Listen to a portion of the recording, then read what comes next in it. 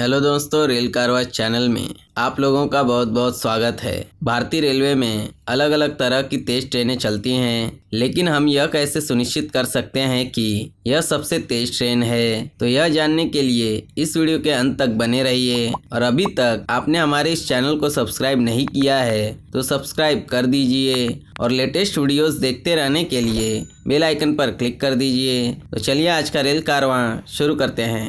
भारतीय रेलवे की सबसे तेज़ ट्रेन का वर्गीकरण दो मुख्य बातों के आधार पर किया जाता है, जैसे कि पहला अधिकतम परिचालन गति, दूसरा औसत गति। अब सवाल उठता है कि हम कैसे सुनिश्चित कर सकते हैं कि यह सबसे तेज है। इसका सरल जवाब यह है कि अलग अलग गाड़ियों का परीक्षण अलग अलग गति से किया जा सकता है, लेकिन हमारी पटरियों की तकनीकी सामंजस्य और समस्या के कारण उनकी एक अधिकतम परिचालन गति है जो रेल सुरक्षा आयुक्त द्वारा निर्धारित की जाती है। इस प्रकार बताए गए दो मुख्य बातों के अनुसार अब हम भारतीय रेलवे की 10 सबसे तेज ट्रेनों के बारे में विस्तार से जानेंगे। पहला 12,049 और 12,050 हजरत निजामुद्दीन से झांसी तक गतिमान एक्सप्रेस। 5 अप्रैल 2016 को इस ट्रेन का उद्घाटन किया गया था। गतिमान एक्सप्रेस भारतीय रेलवे की पहली सेमी हाई स्पीड ट्रेन थी जिसकी अधिकतम परिचालन गति 160 किलोमीटर प्रति घंटा थी। शुरुआत में यह हजरत निजामुद्दीन और आगरा के बीच में चली थी। उस समय इसकी अधिकतम संचालक गति 160 किलोमीटर प्रति घंटा होने के कारण इसकी औसत गति 98 किलोमीटर प्रति घंटा थी, लेकिन कम व्यस्तता के कारण इस ट्रेन को पहले ग्वालियर और फिर झांसी तक बढ़ा दिया गया, जिसके कारण इसकी औसत गति 91 किलोमीटर प्रति घंटा हो गई। दूसरा 12,001 और 12,002 नई दिल्ली से हबीबगंज तक भोपाल शताब्दी एक्सप्रेस। भारत की पहली शताब्दी ट्रेन का उद्घाटन 14 नवंबर 1988 को हुआ था। पहले यह नई दिल्ली और झांसी के बीच चलती थी और यह ट्रेन झांसी शताब्दी के नाम से भी जानी जाती थी। बाद में तय समय के साथ इसे भोपाल तक बढ़ा दिया गया और फिर भोपाल में हबीबगंज जंक्शन पर समाप्त कर दिया गया। इसकी अधिकतम परिचालन गति 150 किलोमीटर प्रति घंटा है और इसकी औसत गति 84 किलोमीटर प्रति घंटा है। और हैरान करने वाली बात यह है कि इस ट्रेन ने केवल 90 के दशक में 150 किलोमीटर प्रति घंटा की गति से चलने का कीर्तिमान प्राप्त किया। तीसरा 22,435 और 22,436 नई दिल्ली से वाराणसी तक वंदे भारत एक्सप्रेस। भारतीय रेलवे की पहली स्वदेशी रूप से निर्मित लोको कम हाई स्पीड ट्रेन या भारतीय रेलवे की पहली fully air conditioned high speed train set की यह एक शुद्ध पहचान है और यह ट्रेन RDSO के तकनीकी टीम के निरंतर प्रयासों का परिणाम थी। ICF चेन्नई में निर्मित इस ट्रेन को भारतीय रेलवे के ट्रेन 18 के रूप में वर्गीकृत किया गया है। बाद में एक देसी नाम या इसके लिए एक और भारतीय नाम अपनाया गया, वह है वंदे भारत एक्सप्रेस। वैसे तो इसका परीक्षण 180 किलोमीटर प्रति घंटा पर किया जाता है, लेकिन तकनीकी कारणों से इसकी अधिकतम परिचालन गति 130 किलोमीटर प्रति घंटा तक सीमित है, जिसकी औसत गति 95 किलोमीटर प्रति घंटा है। इसकी अधिकतम परिचालन गति को 130 किलोमीटर प्रति घंटा तक सीमित करने का तकनीकी कारण केवल इसलिए है क्योंकि यह जिस मार्ग पर मतलब गाजियाबाद, टुंडला, कानपुर और कानपुर प्रयागराज, मंडुआडीह, वाराणसी मार्ग 130 किलोमीटर प्रति घंटा से परिचालन नहीं कर सकता है। यातायात की भीड़ के कारण गाजियाबाद, टुंडला, कानपुर मार्ग दिल्ली हावड़ा मार्ग में स्थित है, जो दुनिया के सबसे भीड़ भाड़ वाले मार्गों में से एक है। और प्रयागराज, मंडुआडीह, वाराणसी तकनीकी कारणों से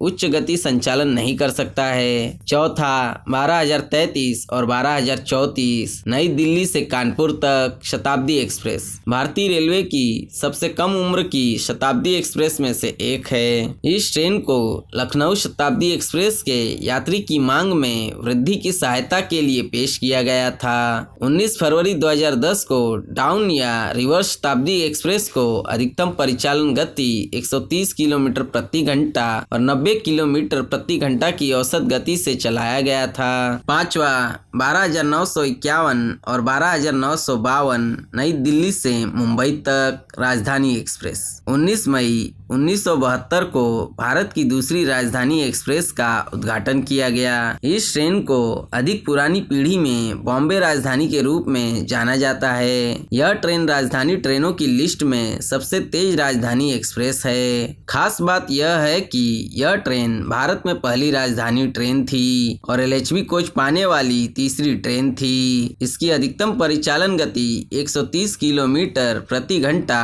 और औसत गति 88 किलोमीटर प्रति घंटा है। कुछ साल पहले यानी 2015-16 के बारे में जब वडोदरा से मुंबई के लिए AC ट्रांसमिशन पूरा होने के बाद इस ट्रेन को नियमित रूप से WAP 7 और WAP 5 मिलना शुरू हो गया था। इसकी अधिकतम परिचालन गति 140 किलोमीटर प्रति घंटा हो गई थी।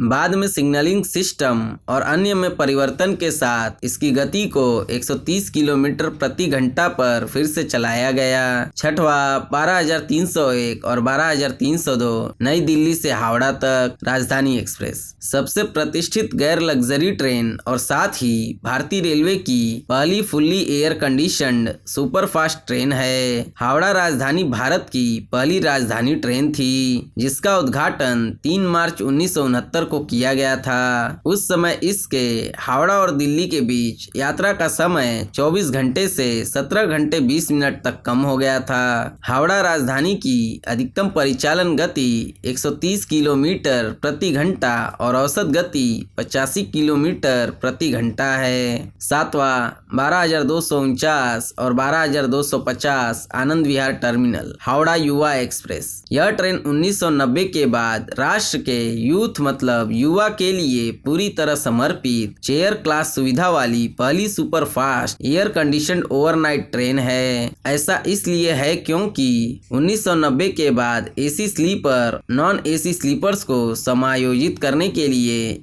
चेयर क्लास सुविधाओं वाली सभी ओवरनाइट ट्रेनों को हटा दिया गया था। बाद में समय के साथ बेहतर सेवाओं के लिए AC 3 टियर की शुरुआत की गई। इसकी अधिकतम परिचालन गति 130 किलोमीटर प्रति घंटा और औसत गति 85 किलोमीटर प्रति घंटा है। लेकिन चौंकाने वाली बात यह है कि इसकी समय की पाबंदी बहुत खराब है और यह खराब सफाई और सेवा से बहुत ग्रस्त है। 5 समय में से 4 बार यह ट्रेन अपने गंतव्य तक पहुंचने में देर हुई है। मूल रूप से यह कागजी तौर पर सबसे तेज चलने वाली ट्रेन है लेकिन वास्तविकता में नहीं है और हाल ही में इस ट्रेन को बंद कर दिया गया है। अभी यह लिस्ट खत्म नहीं हुई है। इसमें और 4 ट्रेनें हैं जिनमें अधिकतम परिचालन गति और औसत गति समान है। चलिए अब इन्हें भी जल्दी से जान लेते हैं। पहला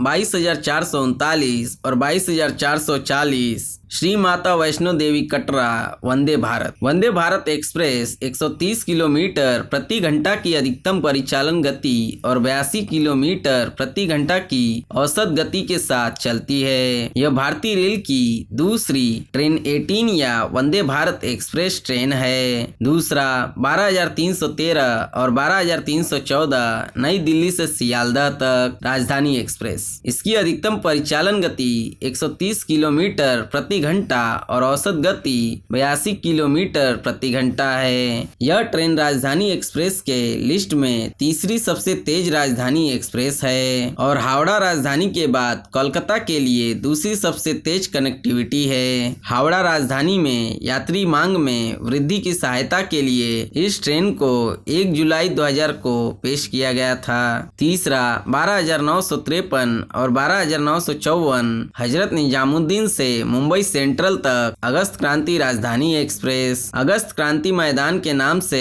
प्रसिद्ध यह ट्रेन मुंबई राजधानी से मुंबई के बाद दूसरी सबसे तेज ट्रेन की कनेक्टिविटी है और यह राजधानी एक्सप्रेस के लिस्ट में तीसरी सबसे तेज राजधानी एक्सप्रेस भी है। 1 जनवरी 1992 को मुंबई राजधानी एक्सप्रेस में यात्रियों की मांग में वृद्धि की सहायता के लिए उद्घाटन किया गया था। इसकी अधिकतम परिचालन गति 130 किलोमीटर प्रति घंटा और औसत गति 82 किलोमीटर प्रति घंटा है। चौथा 12,309 और 12,310 नई दिल्ली से राजेंद्र नगर टर्मिनल पटना तक राजधानी एक्सप्रेस। पहला 1 सितंबर 1996 को गुवाहाटी राजधानी के यात्री कोटे में वृद्धि की सहायता के लिए इस ट्रेन का उद्घाटन किया गया था। यह ट्रेन राजधानी एक्सप्रेस के लिस्ट में तीसरी सबसे तेज राजधानी एक्सप्रेस भी है। इसकी अधिकतम परिचालन गति 130 किलोमीटर प्रति घंटा और औसत गति 82 किलोमीटर प्रति घंटा है। और इस तरह 3 ट्रेनें हैं जिनमें एक ही अधिकतम परिचालन गति और औसत गति है, और ये हैं पहला 22,437 और 22,438 आनंद विहार टर्मिनल से प्रयागराज तक हमसफर एक्सप्रेस। दूसरा 12,909 और 12,910 बांद्रा टर्मिनल से हजरत निजामुद्दीन तक गरीब रथ एक्सप्रेस है। तीसरा 12,247 और 12,248 बांद्रा टर्मिनल से हजरत निजामुद्दीन तक युवा एक्सप्रेस है। यह ट्रेन तत्कालीन रेल मंत्री ममता बनर्जी द्वारा पेश की जाने वाली दूसरी और अंतिम युवा एक्सप्रेस ट्रेन है। इन तीनों ट्रेनों की अधिकतम परिचालन गति 130 किलोमीटर प्रति घंटा और औसत गति 80 किलोमीटर प्रति घंटा है। अब हम आपको सबसे तेज चलने वाली रेलगाड़ियों के बारे में बताएंगे। पूर्ववर्ती हाई स्पीड ट्रेनें इसका उल्लेख करने की आवश्यकता थी, क्योंकि कई ट्रेनें थीं जो पहले उन स्थानों पर हुआ करती थी जहां अब ये ट्रेनें हैं, लेकिन विभिन्न कारणों के कारण, जैसा कि हम आगे इस वीडियो में एक एक करके जानेंगे कि कैसे वे अपनी स्थिति खो देती हैं। पहला 12,259 और 12,260 बीकानेर से सियालदह तक दुरंतो एक्सप्रेस। यह ट्रेन पहले नई दिल्ली और सियालदह के बीच चलती थी और भारत की पहली दुरंतो ट्रेन है। इतना ही नहीं, उस दौरान इसकी औसत गति 85 किलोमीटर प्रति घंटा हुआ करती थी, लेकिन 23 फरवरी 2020 तक बीकानेर तक इसके विस्तार के बाद इसकी औसत गति 78 किलोमीटर प्रति घंटा हो गई है। दूसरा 12,273 और 12,274 नई दिल्ली से हावड़ा तक दुरंतो एक्सप्रेस। हालांकि इस ट्रेन की अधिकतम परिचालन गति 120 किलोमीटर प्रति घंटा है, लेकिन इसकी औसत गति 82 किलोमीटर प्रति घंटा थी और यह दिल्ली और कोलकाता के बीच तीसरी सबसे तेज ट्रेन की कनेक्टिविटी थी। अपनी शुरुआत के समय में इसने कोलकाता की ओर जाने वाली राजधानी ट्रेनों को कड़ी टक्कर दी, लेकिन बाद में जसीडीह से तेज ट्रेन की ज्यादा मांग के कारण इसे पटना के रास्ते फिर से चलाया गया और फिर राजनीतिक कारण इसका आसनसोल जंक्शन पर एक ठहराव दिया गया। इस प्रकार अब इसकी औसत गति 70 किलोमीटर प्रति घंटा है। तीसरा 12,275 और 12,276 नई दिल्ली से प्रयागराज तक दुरंतो एक्सप्रेस। यह भारतीय रेलवे की तीसरी सबसे तेज दुरंतो एक्सप्रेस थी, जिसमें अधिकतम परिचालन गति 120 किलोमीटर प्रति घंटा और औसत गति 82 किलोमीटर प्रति घंटा थी, लेकिन कम व्यस्तता के कारण इसे बंद कर दिया गया और इसे हमसफर एक्सप्रेस में बदल दिया गया। अब यह हमसफर ट्रेन उसी ट्रेन संख्या के साथ नई दिल्ली और प्रयागराज के बीच संचालित होती है। और अंत में हम आपको एक स्पेशल ट्रेन के बारे में बताना चाहेंगे। 2017 के वर्ष में मुंबई बाध्य राजधानियों और दुरंतो दोनों को फ्लेक्सी किराए की वजह से अधिक कीमतों के कारण कम व्यस्तता मिल रही थी, जो आगे खराब सेवा से ग्रस्त था। इसे कठिन प्रतियोगिता देते हुए बजट कैरियर एयरलाइंस थे, जिन्होंने आकस्मिक रूप से मुंबई की बाध्य राजधानी की तुलना में कम किराया लिया था। इस प्रकार उन्होंने हजरत निजामुद्दीन और बांद्रा टर्मिनल के बीच एक विशेष राजधानी शुरू की और इसे मुंबई राजधानी स्पेशल नाम दिया गया। इसकी अधिकतम परिचालन गति 98 किलोमीटर प्रति घंटा थी और इसकी औसत गति 130 किलोमीटर प्रति घंटा थी। दो राजधानियों के खिलाफ यह राजधानी 13 घंटे 55 मिनट में अपनी यात्रा पूरी करने के लिए समय लेती है और केवल सूरत, वडोदरा और कोटा में रुकती थी। खान पान को पकड़ने के लिए इसे और बेहतर बनाने के लिए अन्य राजधानी एक्सप्रेस की तरह बिना फ्लेक्सी किराया के